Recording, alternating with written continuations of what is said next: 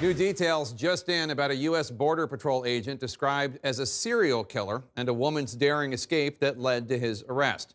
Juan David Ortiz confessed to killing 4 women in a 2-week time span in the Laredo, Texas area near the U.S.-Mexico border.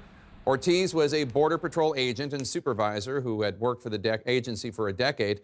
As CNN's Ed Lavandera reports, investigators say Ortiz knew his victims. Tasked with protecting our borders, Juan David Ortiz is now instead called a calculating serial killer by police. Ortiz carried out these murders in a cold and callous way.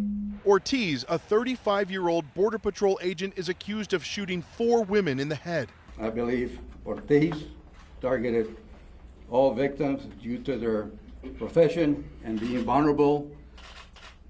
In addition, all the victims were defenseless, and at one point Ortiz was able to gain their trust and then viciously shot them. The killings came to light after a would-be 5th victim narrowly escaped.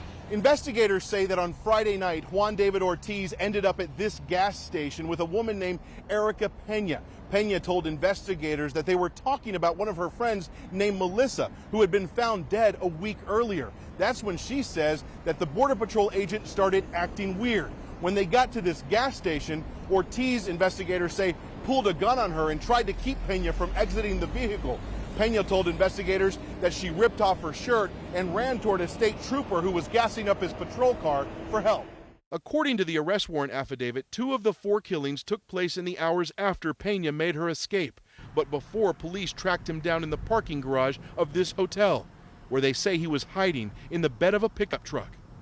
Police say Ortiz confessed to killing 4 people between September 3rd and the 15th. All the victims, 4 women, worked as prostitutes, according to investigators. Their bodies were found over the past 2 weeks, and authorities fear there could be more. We will do a historical research everywhere that he has been to see if we have a pattern of victims such as this, and we'll continue the investigation.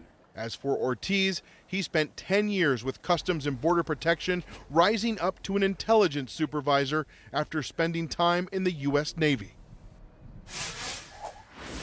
Jake, Border Patrol officials say there is nothing in Ortiz's disciplinary record to raise any kind of red flags, and investigators also say that Ortiz met with his victims numerous times, and that's how he developed the confidence and the trust of his victims before killing them.